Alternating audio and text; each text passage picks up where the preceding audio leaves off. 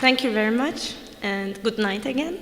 A few minutes ago, Hera has already referred to our talk as a swimming and diving session into her projects, basically. So I would like to start our swimming session with some key points that define her artistic position. In this respect, the first key point is the way she processes memory and reconstruction of memory by following different paths of storytelling. So my obvious first question would be, how do you define storytelling? Well, actually, before diving into the sea, I would like to first thank to Burcu Doğramacı and also whoever has made this amazing event possible. I would like to thank you for the kind invitation. So coming to the storytelling, actually, for me personally, it's more like a kind of a dialect that makes certain realities of timetables come to in a certain body and in a way to kind of make certain forgotten elements of the timetables bringing to the present tense in a sense, but in a way. It's like restructuring memory as well. Like forgotten elements of the time become more present and visible with this storytelling, with this new dialect that can manifest in different ways as well. And for example, I also see storytelling in a way like kind of diving in the depths of the sea, because certain forgotten elements, I usually see it like fragments that have sunken in the depths of the sea in a way, and you just go and pick it one by one and kind of make your own narration out of your own life, of course. But also it's a way to handle certain really sharp realities of history and practical life as well. Okay, speaking of underneath layers, I also would like to talk about, I want you to talk about your obsession about underground sources. Yes. For instance, one of your work, one of your first site-specific works, which was called Changeable and Transformables. I pronounced it horribly, sorry, in which you were suggesting a route of your research area. Mm-hmm. So can you elaborate on this a little bit? What I mean by underground sources to the audience, and maybe through this project? Well, actually, first I have to, in a way, tell about the project itself, because this was at 2010, Istanbul was the cultural capital, and there were projects which Beral Madra kindly invited me for this project, which Remo Salvadori has initiated. The first edition of this project, titled Lives and Works in Istanbul. And really for young artists especially, it was kind of, in a way, important to make projects in the public space as well. And my concern at that time was to undertake the city with the 5 elements. And for me, water was, for the first time I was working with water at that time, but water was kind of, it's like a kind of element that covers things, nurtures things, connects and disconnects as well. So from that year onwards, I was very much interested with the Byzantine cisterns in Istanbul. But in a way, cisterns, when you think of, they are underground water storages of the city, but they are like practically to kind of store water for practical reasons. However, they are the fact that they are under the ground also is an interesting thing, because under on the layers that we walk over the city, we don't realize what is underneath. And when we specifically speaking about this cistern, when I was producing this piece, this is a cistern that does not have any water. And coincidentally, while at that time I was using carpet as a kind of layer, because carpet is a material that kind of detaches us from the coldness of the earth in a way, and it's a layer of time as well. And it's a layer in between the earth as well as the present tense, or past tense and present tense, let's say. So while I was producing this piece, I came across with this cistern, which does not have any name even, and it's under a carpet shop. Coincidentally, it came, it's not coincidence, of course, it just finds you in a way, and it just wanted to raise its sound maybe. And when I saw that it did not have any water, I felt like kind of replace this unexistent water and kind of make it more like a virtual reality and replace this and question what is it to be under the ground. And so thinking about the water storages, it's like, water is a lively element and it breathes as well. So breathing under the ground, this notion of breathing under the ground was kind of interesting for me.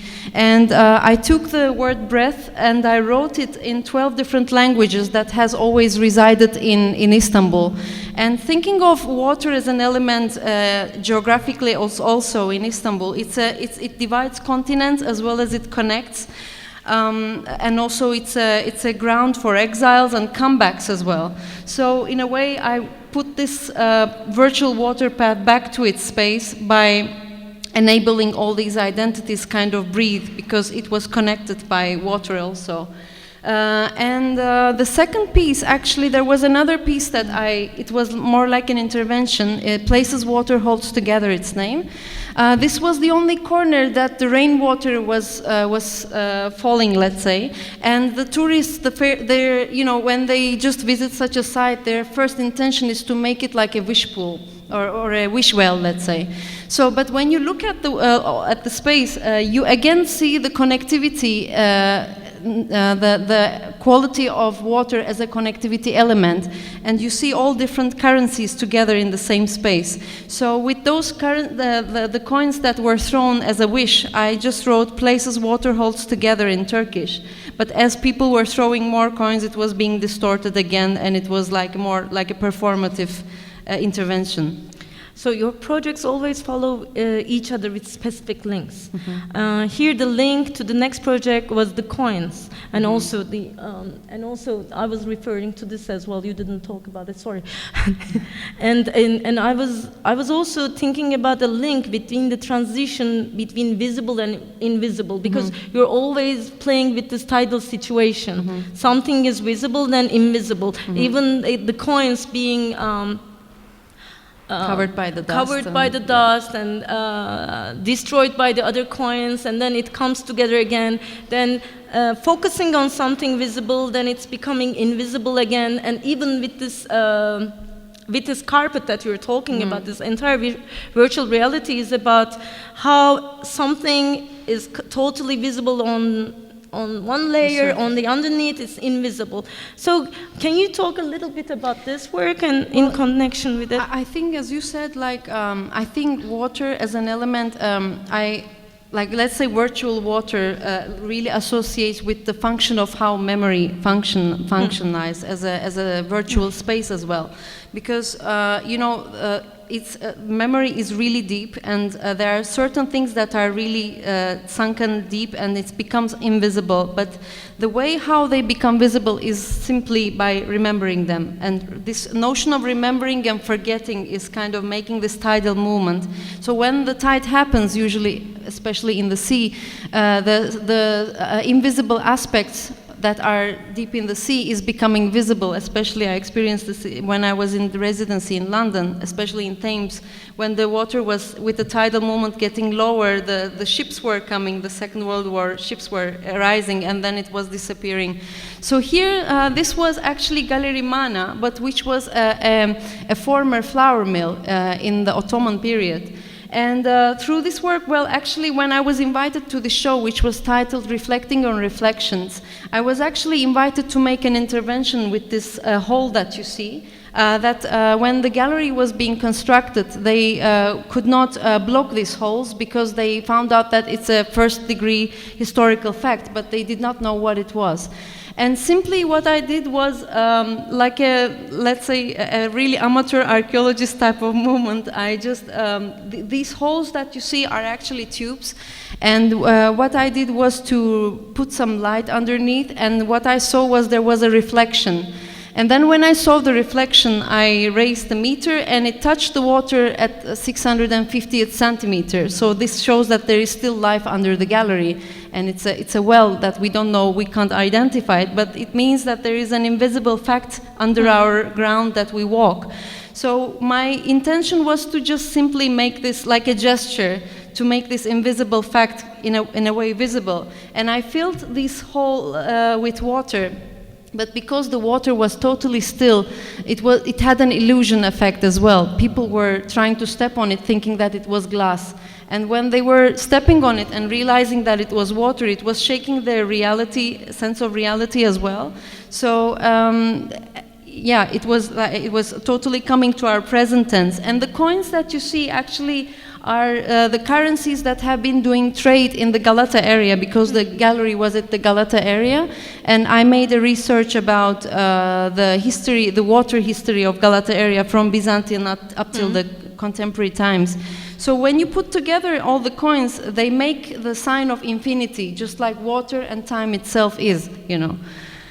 So let's continue with this relationship between the visible and invisible, with forgetting and remembering. Yes. So I would like to talk about in situ that took place at Pist. So in this work, okay, you already passed. In this work, soap is no more the object of the project, but it's the connecting device between the acts of forgetting and remembering, and it speaks both for the physical and the mental. So can you talk a little bit about this work? And yeah. Well, actually, thinking about the space, well, first I shall begin with what in situ means. Menu. Probably yes. You already know about what in situ as a name means. It's already an existing space that was forgotten, and it's again remembered or rediscovered in a way. So with this story, actually, I was invited to an artist residency at Pist, and this was the neighborhood that I was born. And the first thing what you do when you go to a place that you used to know beforehand is to simply go and visit the places that you used to know. And when you begin to make that journey, you understand that actually the places that you used to know don't look like the same at all, and they don't. With the notion of forgetting, you don't remember how they used to look like, and with the action of remembering, you put new information from today and you reconstruct it in a way. You don't destroy it because it's forgotten. So this was actually one street behind Pist. There was Pangaltı Hamam. When I was a child, at 1995, it was destroyed and made a hotel over there. And so while I was trying to remember how the space was looking like, I decided to make an oral history study with the people living in the neighborhood. And the people, I interviewed 20 people, and the way they were describing the space was as if I was talking about 20 different hammam spaces. So you see that actually our mental space, how it operates like the hammam, because when you go to a Turkish bath, it's like the ground is wet and slippery, and our mental space, I see it like that as well. It's kind of slippery. When you forget an aspect or a fragment of life, it falls down, it gets destroyed or distorted, but when with the action of remembering, you just reconstruct it by putting new information from the point of today. So I was using the soap as a kind of pavement stone, and I followed the same pattern that the street of Pist had. And in a way, the same pavement pattern was following inside, and it was kind of flowing inside the space. But the fact that, okay, it's a pavement stone or a ground, but it's a ground that you cannot walk on it because it's soap. So this was kind of for me, how do you say, connecting with the function of memory itself, our mental space between forgetting and remembering. So these were some visuals from the space. And there was another piece from the same... Before going there, yes. Go back. Because I want to ask you something. Like, I remember the time when you installed it, and it was open to public for a few days because of Gezi. So can you remember these days, and can you say a little bit, because I think it functioned even more because of the smell and everything. Yes. Yeah. Okay. Well, of course, I forgot to mention this also how the senses work with the memory itself. So the space had to be closed because of the protests and because the region was also being affected by the tear gas. So, but because it was closed, the smell was becoming more dense, and it was spreading around in the street. And the neighbors in the street began to tell me that when the hammam was existing here, the street was smelling soap. And this was like, for me, the first sign how senses operate in memory as well. But in my second memory from that period was during the resistance, I was also taking part in making barriers out of pavement stones. And I was often, when we were doing that act, of course you don't think it, but afterwards I was thinking how these layers of the ground, how many thousands of layers there is visibly and invisibly and virtually. So at that point, this work that I have done kind of didn't define certain things, but kind of I began to understand how memory operates, you know, how we forget things and how it, you know, transform the mental spaces, let's say. Okay, then continue. And well, this piece was another piece from the same show. It's called Forgetting and Remembering. These are two lady figures with hats used for window shutters to keep it open or closed, but simply they are like hitting their heads to each other because for me personally, I think that that's the moment of recreation. When we forget and remember, at that moment we recreate a new thing, a new fragment of life, let's say. Then now, I would like to, okay, with art works, I would like to drive our attention to the issues of identity. Mm-hmm. Okay. Okay. Well, this was actually, these were, I'll show a series of works from the exhibition of Envy, Enmity, and Embarrassment. Well, when I was first invited to the show to question these notions in my own life, I was thinking from a third or fourth generation how I identify myself, how I position myself with all these really sharp and heavy histories. However,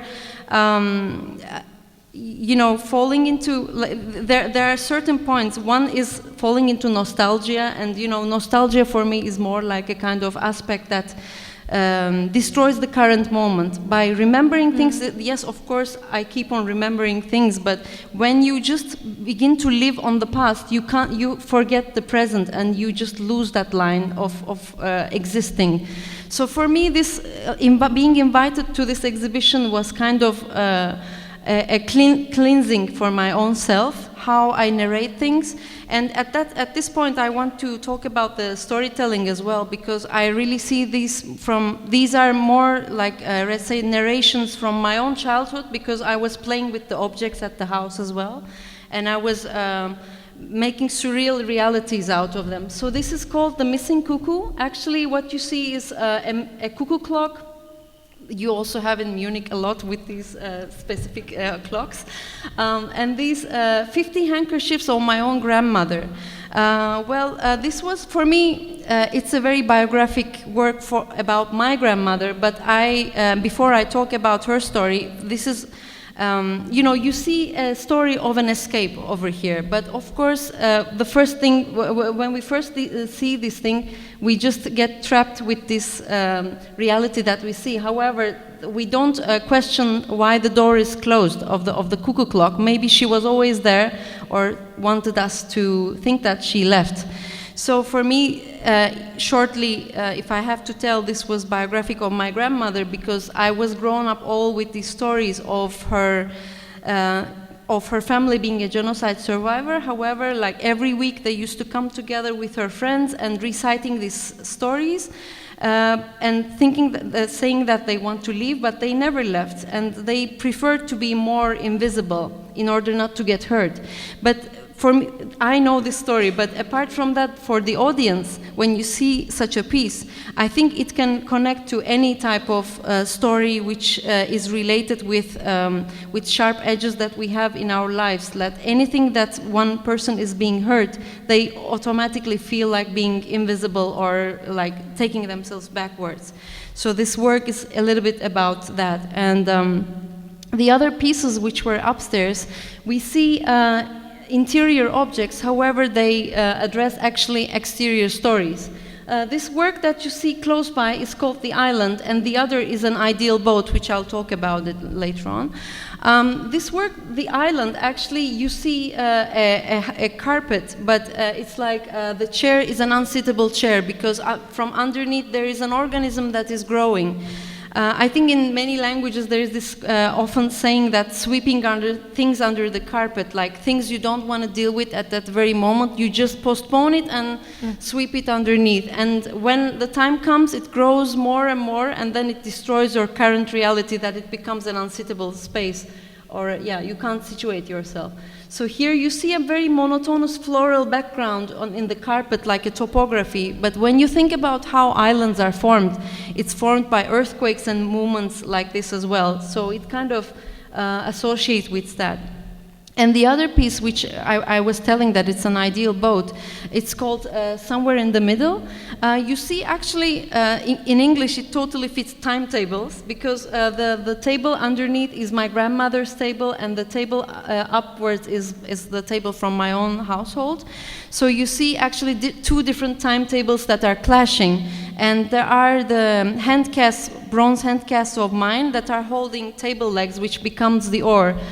So actually there is the physical heaviness of the material that we see, and there is this clashing moment, but there is also this urge to move forward towards the light, let's say, or towards the light.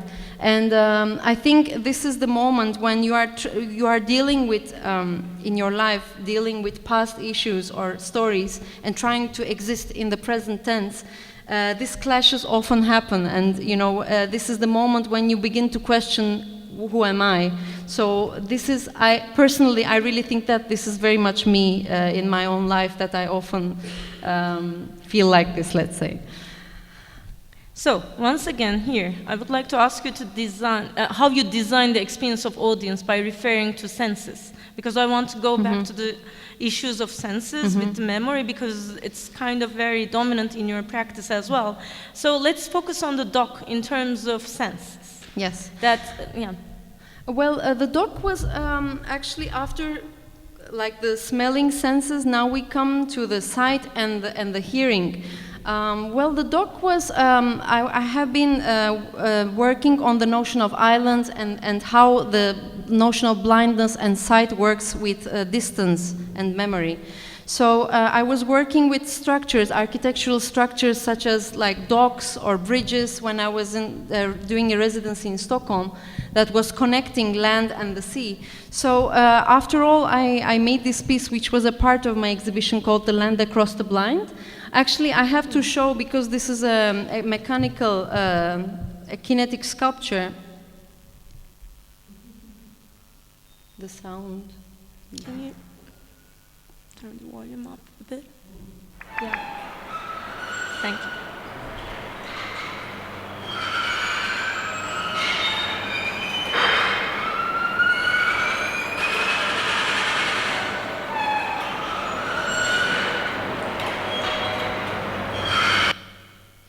So actually what you see over here is a surface that is supposed to be a dock, but it's a dock, again, like the soap ground. It's an unwalkable platform. So when I think of the docks, actually, functionally, it connects the boat as well with the sea and the land. But also for me, when I go to a dock, often all of us do that. When we are at the seaside, we begin to gaze at the other land. And for me, it's a visual element that connects the place where I am as well as the other land. So in a way, it also associates with the memory as well. When we are gazing somewhere, we see the physicality, but then we begin to think about something automatically. When we are at a balcony, when we are at the seaside, so that horizon line in a way connects with the sight and our blindness, or we discover how blind we are.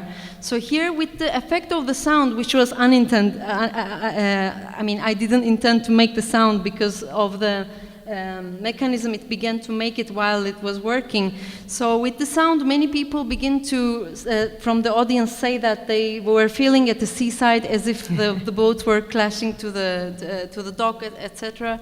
So again, we see how the sound and the senses correlates with the memory again. Okay, how about like both as a limiting physical state and metaphysical potential?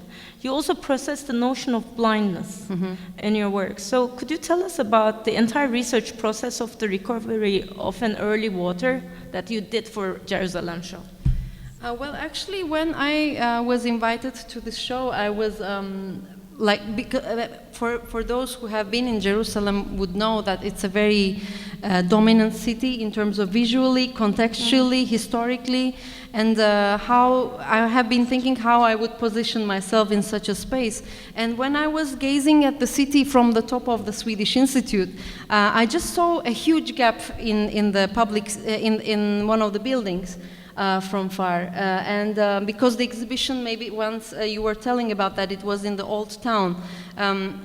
Whilst we were in the city, we discovered that there is no public space, actually, shared space, let's say. So, as a parenthesis, I tried to, most of them, I tried to invite all the artists for a research trip before producing the works, because maybe 90% of the works were new productions. So, Hera was there with the research trip with Gülsün, which I couldn't join because of visa issues, whatever. Anyway, I made it afterwards. But it was the time also I left Hera saying that, explore the city.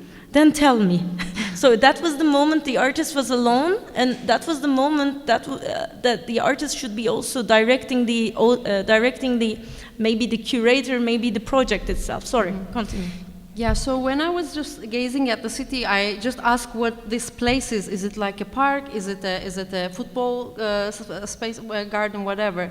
And then nobody said that. People said that they don't know what it is, but they just know that it's called the Patriarch's Pool. And then, because we were at the top of the Swedish Institute, when I just went downstairs, on the wall I saw this image from 1827, I guess, an archival photograph. And at that time I understood that I'm facing again a water supply, which found me in a way. So when I began to research about it, I found out that its real name is Hezekiah's Pool. And the second day, because we were only there for 3 days in the first tour, I found out that there is a place called Hezekiah's Tunnel, and I'll come to the real story afterwards. But when I went to this at the Jewish quarter, this is an archaeological area, and this Hezekiah's Tunnel is a tunnel that you can get inside and walk for 45 minutes in the dark. Only one person can pass, and the place where you end up is the pool that of Siloam, which Christ has healed the blind. And walking for 45 minutes under the dark without seeing anything and in the water was kind of a really spooky feeling. However, I was experiencing being blind as well, and trusting to that fact that you are inside. And then, whilst I came out, I was more interested with its history, and I began to literally make this real research about it. So Hezekiah is one of, before Christ at the 3rd century, he is the first king to bring the water supplies to the city. So there is this Gihon spring which he builds up all these pools in the city for water storages, not for drinking purposes, but for usages, etc. And this is one of them, but the interesting thing is not different than today, because at the time they were in war with the Assyrians. What he thinks that to kick out his enemy out from the city is to block the waterways. So he dries up all the means of water supplies by making this tunnel under the ground and directing the water under the ground, so that only his people have the water. So from those years onwards, as you see, the water level supposedly in those centuries were higher, but even at the 1800s, it is this level, which is like 10 meters almost. And now it is like this. And it's a totally, nobody from the public can enter the space. Even the people living around in the neighborhood haven't entered the space ever in their lives. Like people who are hanging their clothes, which fall there, it's fall to eternity. Like they can never go and take it because they are not allowed, in a way, because of the complexities of the politics at the area. While I was doing this research, also Jerusalem is a very monochromatic city with the architecture as well. And the only color that you see when you are especially at the top of a building is this blue line at the bazaar spaces, this construction net that is covered at the bazaar places for shadow. And for me, when I was looking from the top, I was literally thinking that this is a virtual river, and rivers are often at that geography, but as well as everywhere, is a connectivity point again for different civilizations from the past up till now, and it's a division point at the borders of the cities, let's say. So I had this urge to kind of replace this invisible fact, because water is the mutual right of everyone in a way. And in the current politics in Israel, 80% of water is being used by Israelis, and less than 20% is left to the Palestinians. And there are water cuts 4 times a day. So this is more, I mean, at that time I began to understand the dynamics of the geography as well through this work. And so when I made this virtual water path, it was like looking like a tent as well. And the fact that we opened this space after many years, the neighbors, the first audience was the neighbors and the children living around this area because they didn't have any playground. When we were installing the piece, they were playing and they were kind of meeting each other. Like I literally saw neighbors meeting under this tent. So in a way, unintendedly, but it was a very happy moment for me as well to see that, like, people meet under this virtual water in a way. So that's why I called it the recovery of an early water. And I just passed these ones. These are actually sketches from my research period that Başak actually has shown. There was a second space called the ex-Greek Consulate that I used it as a kind of studio of the archaeologist, because when I was in London I found out that there is a place called Palestine Exploration Fund, that I found the original letters of the archaeologists that excavated this site, and in their letters they write how the water tastes, their dialogues with the people at that time at 1800.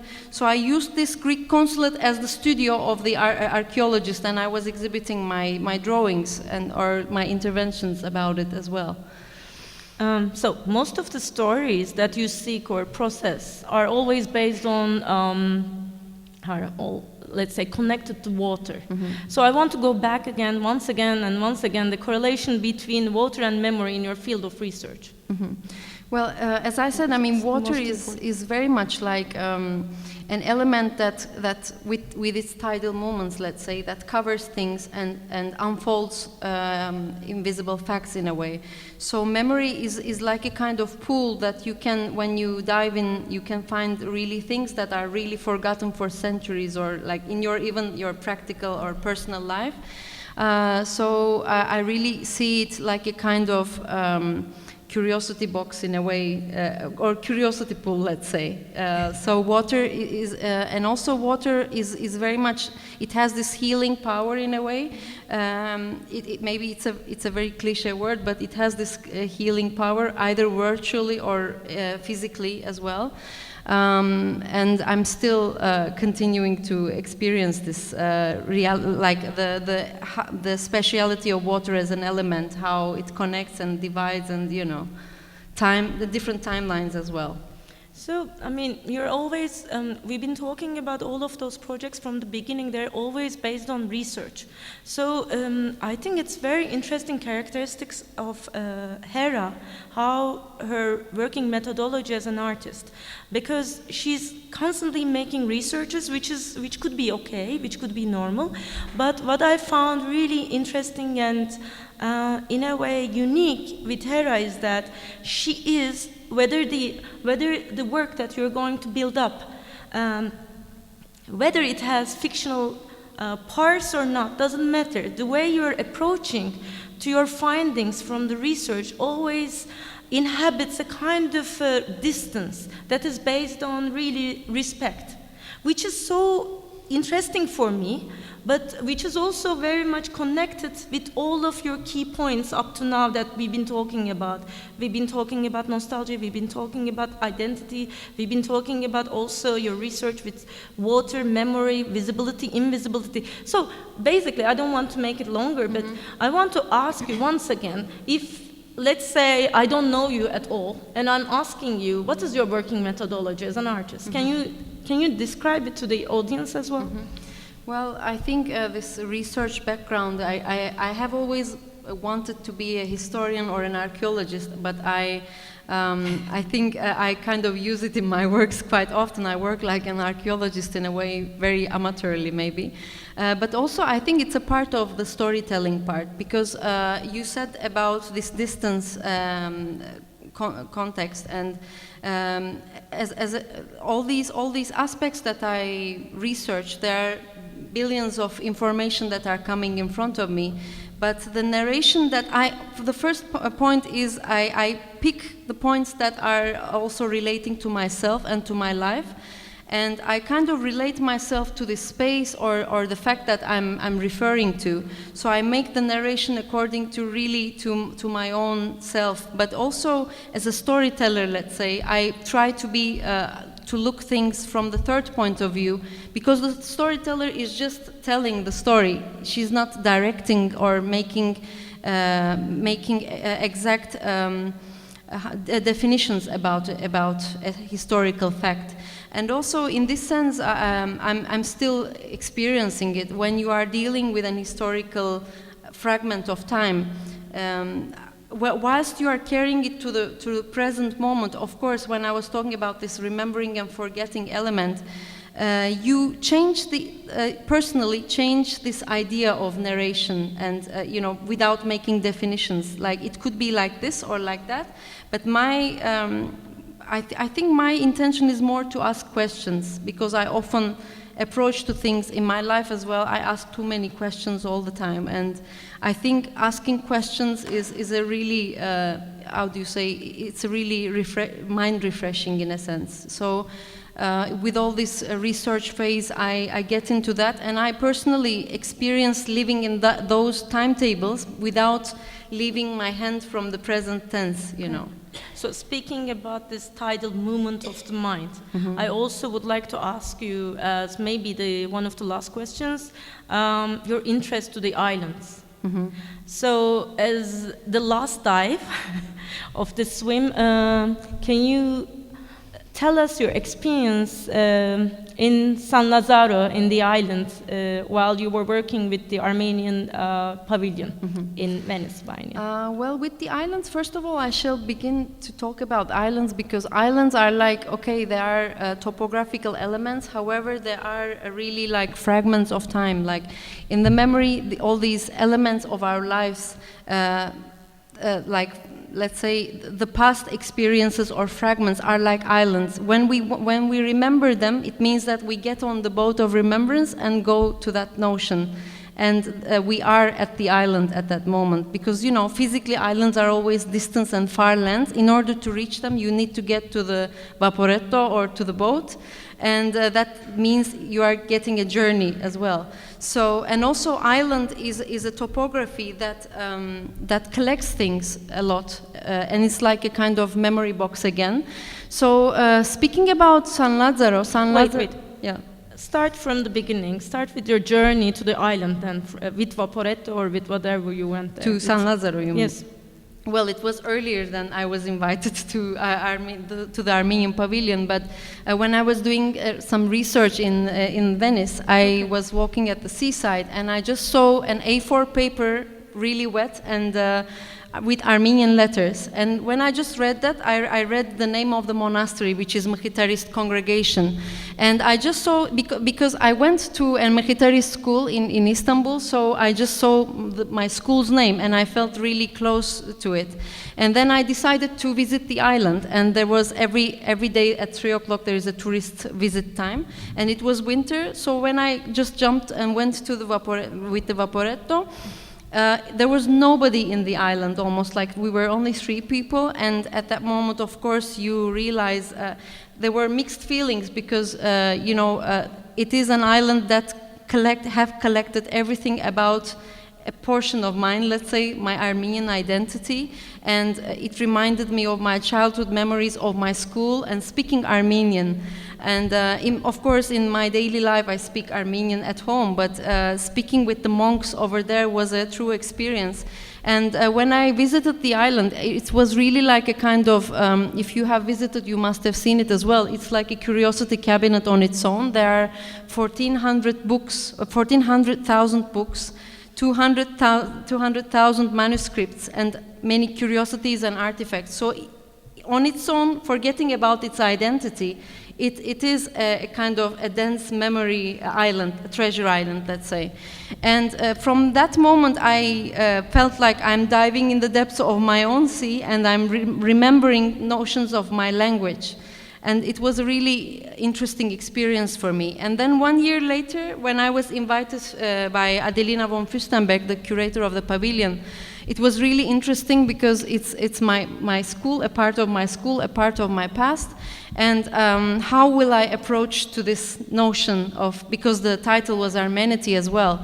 And so I decided to just approach to this notion, to the island, from the point that it's an island and also it's my school.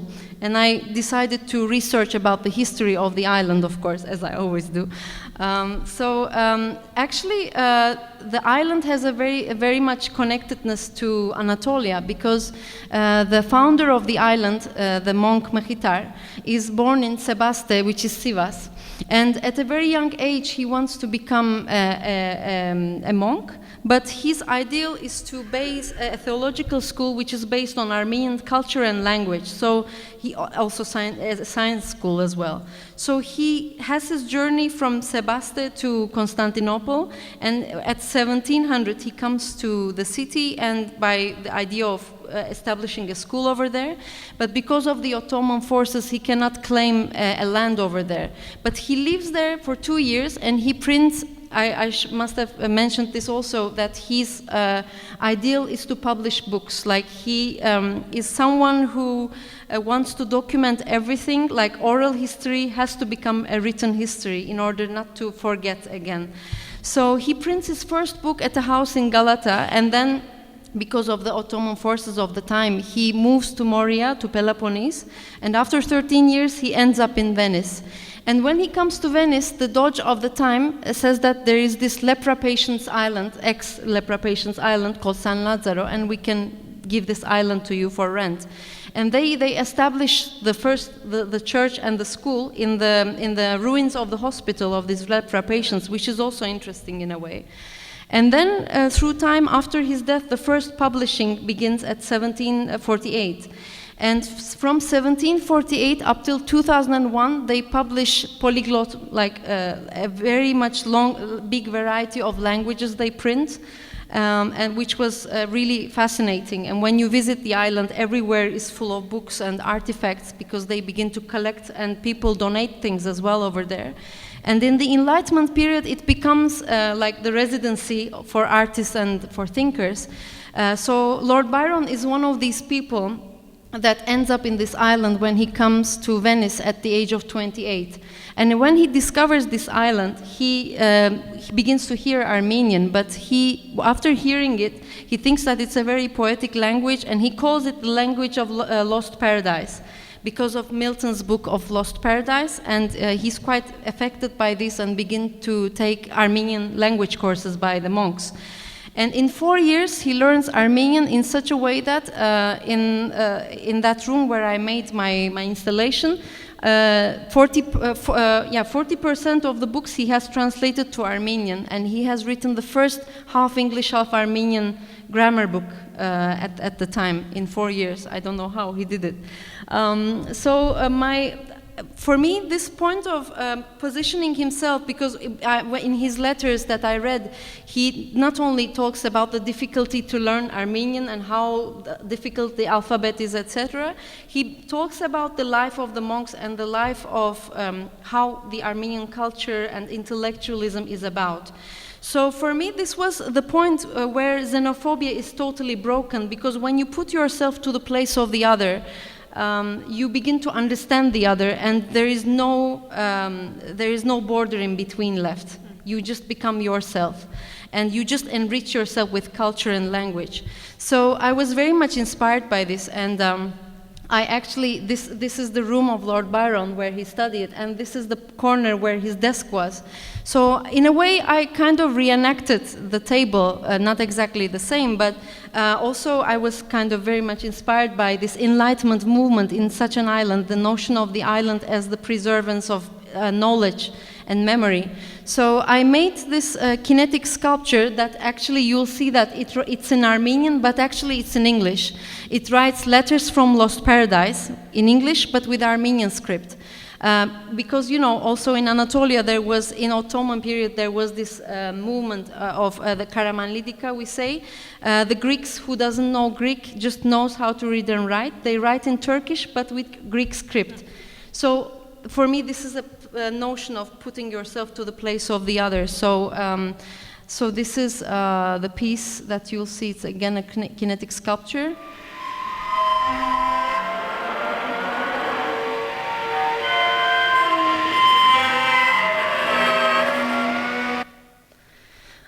So actually you see that this, it's also referring to the no more working printing machine. It's like, it's inspired by these letter prints, but also it's as if Lord Byron is there and writing his letters, as if there is a breath inside, because when you get inside this island, you feel that there is this breath of different spirits inside, because of all these knowledge, languages, etc.